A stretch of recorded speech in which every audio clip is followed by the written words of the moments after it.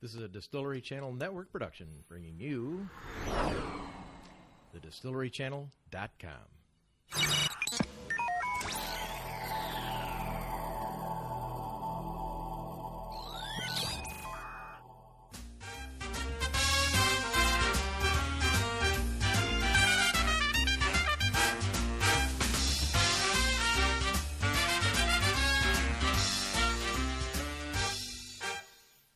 Tim, it's that time of day, my man. Yes, Randy. Distilleries, breweries, wineries of the road. Inaugural show with Tim Bona sitting to my left. Are you ready to go on a spiritual journey? I am. Are you my leader? We're going to try. You know, the nights are getting cooler. Yes. The leaves are turning. It's time for a backyard barbecue and bonfire, don't you think? Pass the bourbon. Let's go. I'm ready for the bourbon. Yes. And we should be able to find some bourbon, gin, vodka. Put the rum away for a while. Summer's over. What? You know, What? a little while. Just because you go swimming in the lake and you don't have to punch through the ice today, and tell me how great it Yeah, was. we'll have a thick layer of it out there in our favorite glacial puddle anytime soon, won't we? A glacial puddle. Yes. That is awesome. Sitting between us is a fine young man Sit from up Milwaukee. straight there, Brian. Put your seatbelt on because this is when the show goes rough. This is serious. It's going downhill. We start off high, we take her down, we try to pull it out before it hits a granite rock. Somewhere up in the middle of Wisconsin. Brian, you were just saying your Uncle Tim he sat in on Cheers every now and then at the end of the bar. Wasn't he a character on Cheers? Yeah, now and then had a line or two. Yeah. You know, I'll get the lights, something like that. Oh, my gosh. You're in the right seat tonight. So we have Brian Sammons, president of the Wisconsin Distillers Guild, sitting between us, and now becoming our new co-host when one of us walks away. Yes. Okay, so we'll try to both stay here. And he's from the Twisted Path Distillery in Milwaukee, and we'll get to that in a minute. Yeah. Because I thought we might want to talk about other things we're going to be talking about on the show.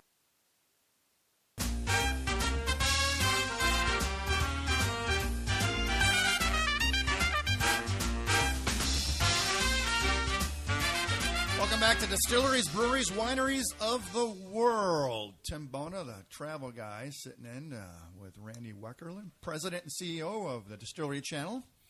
Thank you, Tim. And in between us is Brian. Introduce yourself there, Brian. Hi, I'm Brian Sammons, Yes. founder, distiller, janitor, window washer of Twisted Path Distillery, and the president of the Wisconsin Distillers Guild.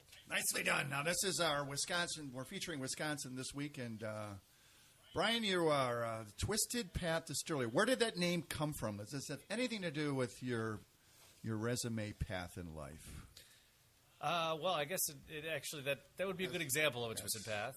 The original idea of the name wasn't quite that narcissistic, but my resume is a little bit of an example of it. It's the idea is basically do what works for you and forget convention. My resume was a little bit weird. CIA. Yep, the Central Intelligence Agency, Yes. not the culinary one. There's a Culinary Institute of America that throws some people off, but Were you an astronaut too? Neurosurgeon. These are lines in bars on a Friday yet. night. Yeah. CIA, were you really? Yeah, with the CIA? I did counterterrorism. For Did a you while, really? And then counterintelligence operations. Holy cow! And then Wow. lawyer. Then lawyer. Lawyer. How did he end up between us? I'm scared now. Lawyer to liquor. And CIA. He might not even be here. He might not even. It's an apparition. We keep interrupting him. Let him Go talk. ahead, Brian. That's the gist of it. CIA, lawyer. Then I came to my senses and started a distillery. Well, in support from your beautiful family, you wanted to follow your passions, and Absolutely. that's what this country is all about, particularly the world of distilling. It's a passionate endeavor. It's your whole being, isn't it? It has to be, Yeah. or you're not going to get very far because it's not easy. Yeah. How many years have you been doing this? I mean, when was the seed of your first? I'm going to go do this. I opened the distillery about 2.5 years ago. And this is in the Milwaukee area, correct? Yes, in Milwaukee, in the city of Milwaukee, and in the Bayview neighborhood of the city of Milwaukee. Nice spot. Yeah, Pretty spot. Bayview is very cool. Yeah. And which is where I live as well. That's why I wanted to do it there. And so I opened the distillery about 2.5 years ago. I quit my job to do that about a year before that. As far as home distilling before that, that would be illegal. Really? Yeah. Really? Yeah. I did not know that. That's the extent of my answer on that.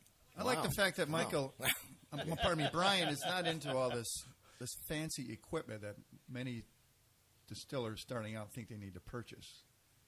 He went low road, and everything's from scratch, right? Yep. I mean, and that actually that gets to one of the differences in me starting out a distillery is a lot of distilleries are started up. Smaller distilleries are sort of a business guy trying to learn how to distill.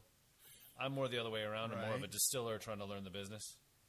So, do they have a convention or a place that distillers can go in general? I mean, there's different organizations like American Distilling Institute has an annual thing. Did you go to those? I went to one just this year, actually, for the first time, and then realized how much easier it would have made starting a distillery if I'd gone there first. Yeah, that's why. I mean, just for the stupid stuff, find out where to get.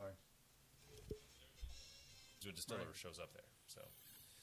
Yeah, I found out in the research we did, we're looking into doing our new magazine, and when it comes to all those little things like labels and bottles and corks and how you do the corks and all that stuff, or how to do your website. Well, how to pick in your barrels and how to burn in your barrels and just every little detail. There's a lot to it. It's endless. Yep. And you also have to have a moment of separation of what you're doing in terms of your distilling from these other craft distillers that are in their area nationally. You know, and what your passion was. Moment of separation was what? What is that? Well, it was sort of, it was a realization in terms of looking at what other people are doing and the way I would do it and realizing that these are not the same things. Really? And A, I would love doing it, but B, I think there's a room for me in the market because I'm not going to be doing the same thing as everybody else. Yeah. I'm going to be doing it my way, which is sort of to look at conventional wisdom on how to do something, but then re-examine it and do it my way. Well, you have an amazing distribution channel. Already, I mean, you go to your website and look up where you can buy it. Yeah, it's well done. Yeah, just in Wisconsin, we've got about 400 locations, I think. And are you just in Wisconsin? We do have distribution in Minnesota too, a little bit. It's harder for me to get up there to do as much marketing, but we're in a couple dozen spots in the Twin Cities area. Oh, that's great. It's impressive what you've done. Somebody's hustling. Thank you. Somebody likes it. Somebody's drinking it somewhere along the line. Yeah, we've got Brian Sammons, president of the Wisconsin Distillers Guild and starter of Twisted Path Distillery, founder of that as well. Joins us on Distilleries, Breweries, Wineries of the World this morning. Milwaukee, it's turning into kind of a neat cocktail culture up there. I've read in several articles. We all know good cocktails can be like making a good friend. So is the scene changing up there? Yeah, I mean, I've seen that happen just in the past handful of years. This turn in emphasis towards cocktails becoming good, as opposed to just sort of something that throw rum and coke in a glass. Just like people got into really good beer over the past couple of decades, now people are really getting into good spirits and well-made cocktails. Yeah, and I like part of your mission statement. You're not into pleasing the masses. Specifically, part of your mission statement about making smaller batches that people love. How does that go again? Well, essentially, I mean, I'm the small guy. I'm a small distiller. I'm not going to try to be competing with Smirnoff for the masses. What I'm not interested in making products that everybody likes. I'm interested in making things that a few people love. That's what I'm shooting for. Passion. That's it right there. Passion will set you aside, and that passion, is evident. Yeah, thank you. It's evident. It's keeping me going. And everything's from scratch, right? Everything entirely from scratch. Yep. So I start with raw ingredients. All the grain I use in as a base fermentable is all from one farm, Dave Dolan near Dodgeville. Is it really? Yep. All organic, or is that all certified organic? All my products are certified organic. That's tough to get at this point in time. It is. Yeah. And that's in our culture, in our shows. Our parent company is called Live Eco Style. It's about farm to table food, fish, ocean to table. But today we know that people want to have that clean food environment, and to know that it's organic that's a separator. No funny business. No Roundup in the vodka. No. Are you the distiller? Are you the? I am the distiller as well. Yes. Did you have to go to distiller school to get that? I did not. Just started figuring it out, self-taught. So do you sit there and watch it come out of the little spout? I don't just watch it. I taste it. Do you really? Yeah. Honey, I can't get down from here. Bring that ladder. Just put a cot right next to the still. Is that right? Yeah. I taste it, but just in really small quantities. Yeah. It is what, 140 proof when it comes out? It depends on the spirit, but like Yeah. vodka has to come off the still at over 190 proof. Does it really? Yeah, to even legally be called vodka. vodka. Yeah. Wow. Yes. Yep. And then you cut that down to... Yep. Everything comes off the still at high proof, and then Right. you do what's called proofing, which is just adding water to the bottling strength or barreling strength, depending on what you're doing next. Yeah. So do you add things to it like chocolate and peppermint and all those things? No, I don't have. I don't Thank have you. any flavored spirits yet. Yeah.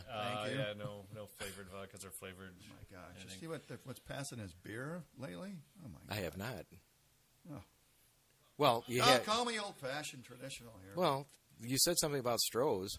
That was my start. That was Yeah. what Bohemian hit me in the face, man. That Yeah, was what's your just favorite best now, start. Tim? Young Tim? I don't Diverting? drink a lot of beer. It's mostly the spirits. What do you know? drink? What's your favorite drink? I had a little Knob Creek for Betty by last night. Yeah? You know, that Yeah. Kentucky straight bourbon. We're going to have to go over to the Yeah. Abbey if we can't abscond with a bottle of Yeah, this right. and see what happens. Yeah. But they sell it there at the Abbey. Right down. You could walk there and walk back. Yes, we could. We're going to be coming back next with Brian. He's going to tell us about being You're the president. making us thirsty again. The president and his responsibility for the legislation that Yeah, can we got impact some serious negotiations in going the state of Wisconsin. on. Yes, we do.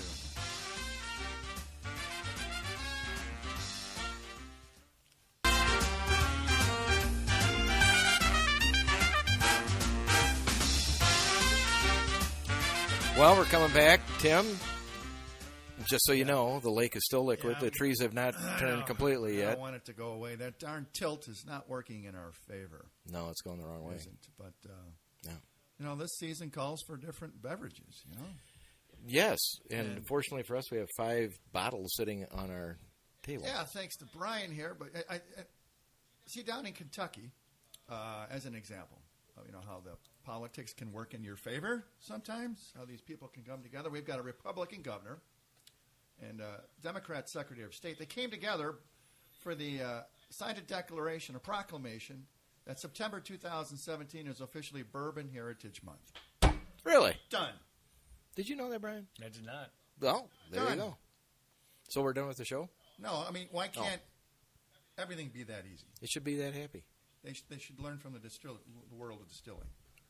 Well, I like that Yes. you found that little detail because Brian and I, it got past us, and that is why young Tim Bona gets the big yeah. checks with the commas and the big zeros. Thank you.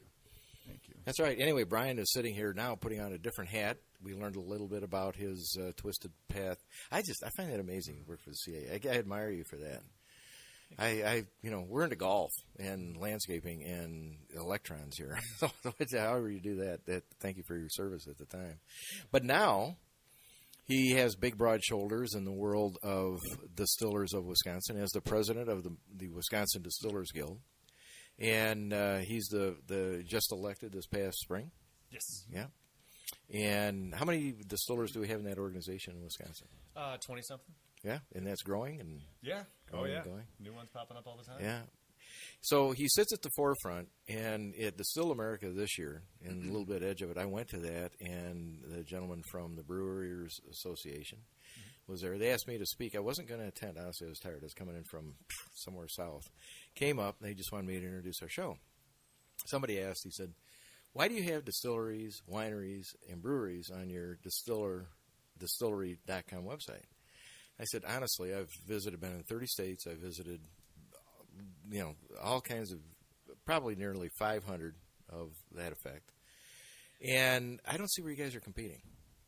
So to support that, I put them on my website. And to that effect, and then in June of this year, you and the presidents got together and formed a coalition. Not because I said anything about it, but it just made good sense somehow. So it was cool. How's that affected what you're doing together? Well, you're right. We don't compete with each other. We're actually all on the same playing field, Right. on the same team, in that we're all small producers. Right. And one of the things, as far as politics in the state go, is liquor regulations. They break the industry down by there's the retailers, the stores and the bars and restaurants. There's the wholesalers. There's the middlemen, right? And then there's the manufacturers, the producers, and we're all in the producing tier. Right. And we all have the same interest when it comes to the state and how interacting with distributors and retailers. So this is a way for us to all get together and help each other. So specifically, it's the Wisconsin Craft Beverage Coalition. That's right. Correct. So you're forming alliances to battle the big guy up top, right? They want to squeeze you guys. That's essentially it. Is Yeah. that the 3-tier system? It's called the state law, and it has some form of it. Is in most states.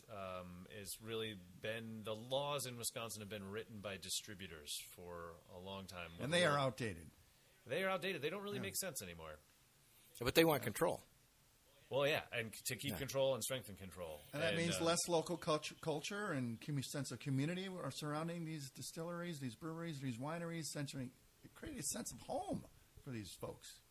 You know, a destination they can call their own, and it's going to get. I'm not liking what this. Well, I tell you the funny, and I've been in distilleries at Christmas time. The to go in there, so if somebody wants to come in and buy a present, have a taste, small sip.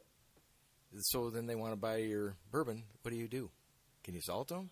In the tasting room, now I can, because we actually did get a law changed a handful of years ago to allow us to have a tasting room. Yeah, okay. But I cannot take it across the street to a liquor store and have them sell it. I can't take it across the street to a bar and have them sell it. You have to go through a distributor. It has to go to my distributor, be driven halfway across the state. It has to physically be taken off the truck, then put back on the truck, and then driven back and taken to the store or bar across the street. And the distributor, of course, then mark it up significantly. And then what they go in and they have to plead the case to give you shelf space when they go to wherever they're going? Or how does that work? They do or I do. Actually, I mean, a lot of the selling, the manufacturers actually do the selling as well, to a degree. You know, and really what the manufacturer or the distributors have done is made the distributors required by law that we have to go through the distributors in order to protect their margin, in order to protect their industry. There's no real public policy reason for it. Is that the same for wineries now?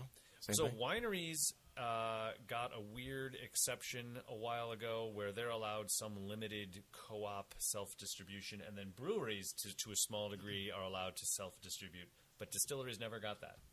So, you know, if there's a bar literally up the street that has an event coming up and they're going to feature my gin, and my distributor can get my gin to their door in time, I cannot take my gin up the street and give it to them. I would face jail time, not to mention losing my business. So I have to get somebody from the distributor to pick it up, take it to Fond du Lac, Wisconsin, and then drive it back and drop it off and mark it up. So the solution for this would be to level the playing field somehow. What would be your perfect solution for this? If my perfect solution is, there's a lot of jockeying in the state law that has to do with big manufacturers, big distributors, big things that, our current state law on alcohol is Swiss cheese, and it makes no sense. I think maybe the easiest way to do this would be just say, okay, fine, just leave us little guys alone. Make a little section on there that is craft producers. Right. If you are under this certain size, whether you're making beer, wine, or spirits, forget all the rest of that stuff. Right. You can self-distribute. You can have a couple locations if you want. You can just forget about this 3-tier stuff if you're small. The point of the 3-tier system, insofar as there is any point left, it's to prevent huge companies like Miller or somebody from owning all the bars. Right. Well, I'm not in a position where that's going to happen. Not to mention, I don't think that anybody could do that. You show me a bar that only sells Miller, and I'll show you a bar that's going out of business. Yeah, absolutely. But back to business. Your distillery, Twisted Path in Milwaukee. You're excited because your tasting room. You got some cool things planned for your tasting room. What's that all about? Yeah, my tasting room is a cool spot, but it's real small. It's like a 15 by 15 hidden little speakeasy room in a warehouse right now, which is awesome, but it's tiny. Yes. And so I just rented the space next door, 1,500 square feet. Nice. You can have, a bunch of space for a bunch of people to have fun and drink, and there's going to be a little stage. We'll do some Back to the live music. It is. Community, man. It is. Whether it be a speakeasy or a little fiddle and a stand-up bass. And that'd be fun. Oh. I said we want to come and do the show, come over there and have some fun with the people that he has in, not only to highlight what he's doing, but really to highlight through our new magazine that's coming out. It's going to be Beer, Booze, and Wine. Yep. New title today you helped us with. Give you some credit for that. But to have it be a platform so that people can contact their legislature or through you, through us, so we can educate. Yep. I mean, to try to support your industry and the small guy trying to make money and then hire people and pay people and really carve out a niche. I mean, we are what the state is looking for. We are growing sector of manufacturing. All right. Websites, Brian, real quick. Cheers, Wisconsin. Well, mine is twistedpathdistillery.com. That has information on where to get my spirits. But WisconsinDistillersGuild.com. Got it. Cheers, buddy. Cheers. Enjoy your run. Appreciate it. Thank you. Great job.